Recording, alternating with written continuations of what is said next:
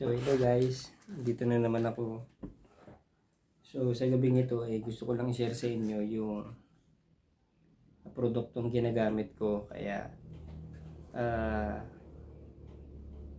nagkakaroon ako ng isang magandang improvement pagdating sa katawan ko. Kasi naniniwala ako na hindi pwedeng puro exercise or pag-gym lang ang gagawin ng tao para magkaroon siya ng maayos at magandang pangangatawan, kundi kailangan niya rin magkaroon ng sapat na nutrisyon sa kanyang katawan para makapag-build siya ng muscle.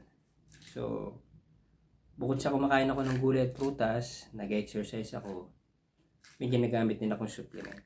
Yung supplement na to ay ang pangalan na Spirulina. So, bahala kayo kung anong brand ang gusto nyo gamitin. Pero sa akin na ginagamit ko, DXN.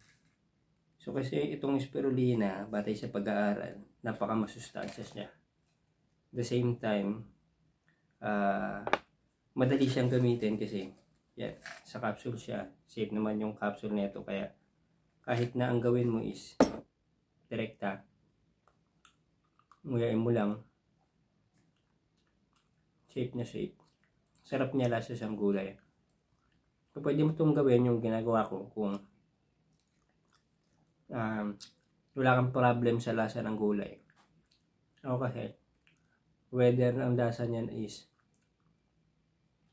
maganda sa panglasa o hindi, basta natural, kakainin ko yan. Kagaya ng ampalaya, mapait yun. Yung asawa ko nga, pagka nagbe-blend ako ng pipino na may dahon ng ampalaya, hindi niya kaya yung pait pero ako, tinitiis ko kasi